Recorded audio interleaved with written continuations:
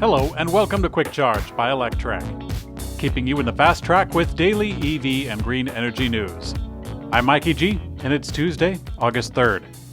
Tesla recently moved to open its Supercharger network to other automakers, and that will enable Tesla to get access to some of the $7.5 billion in EV charging infrastructure funding as part of a new U.S. infrastructure bill.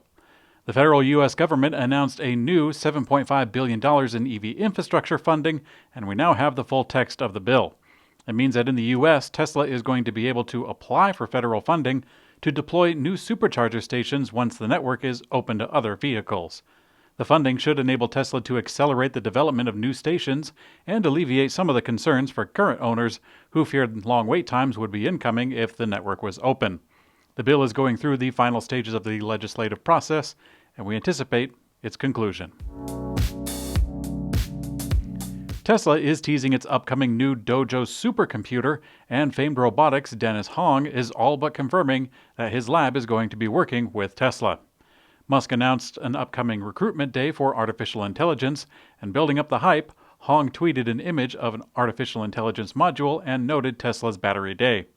Hong is behind the UCLA's Robotics and Mechanisms Laboratory and is famous for the participation in some robotic challenges and a focus on humanoid robots and autonomous driving vehicles.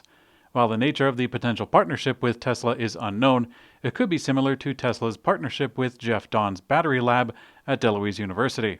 Through that partnership, Tesla provides funding to the laboratory, which in return produces research for the automaker. Tesla's stock is on a rise this week as KGI Securities is initiating coverage of the electric vehicle company and giving it a high price target for its technological superiority. The company is initiating coverage on Tesla with an outperform rating and an $855 price target, which represents a significant upside over today's price. A note to clients reads in part, quote, "We expect Tesla US, to maintain its leading position in the global EV space for at least the next 3 to 5 years. Tesla demonstrates technological superiority and continued dedication to enhancing its EV offerings in all formats, including software and hardware." Now, the firm goes on to warn that Tesla's market dominance will diminish over time as more competition enters the space. According to TipRank, there are now 23 Wall Street analysts who have updated their 12-month price target for Tesla in the last 3 months. The average price target is $746.91. Nissan has recently slashed pricing on its all-electric 2022 Nissan Leaf. The most basic version of the Nissan Leaf is currently listed at an MSRP of $27,400 before taxes, title, and all that jazz. This is a considerable deduction over the previous year's Leaf, which sold new for $31,000. The Nissan Leaf has met with much criticism over its battery degradation over the years. DHL and Eviation today announced that DHL will begin testing a fleet of 12 electric cargo planes from Eviation's sole current model, dubbed Alice.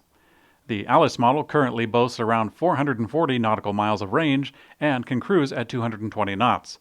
DHL plans to build the world's first electric air cargo network with the electric planes, and this is the start. Eviation's executive chairman, Roe Gonzarski, said, quote, "The next time you order an on-demand package, check if it was delivered with a zero-emission aircraft like DHL will be doing." And in a bit of irony from across the pond, Allegra Stratton, the British Prime Minister Boris Johnson's climate spokesperson, says she won't switch to an electric car yet because she has range anxiety. She now drives a third-hand diesel Volkswagen Golf instead.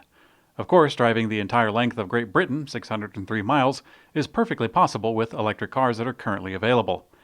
In fact, it was recently proven by Sam Wollaston of The Guardian, who drove a Skoda Enyaq the entire way.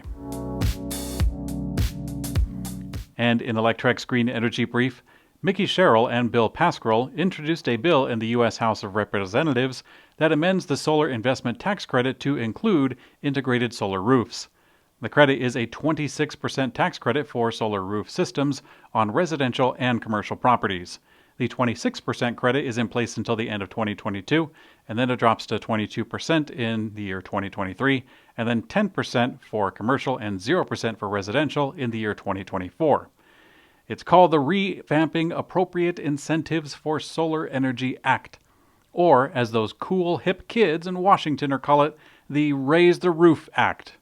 Yes, they're calling it the Raise the Roof Act, and it's official. Funk music is for squares. Thanks for watching Quick Charge by Electrek. We also have an audio version on your favorite podcast player. I'm Mikey G, and I hope you have a funky day.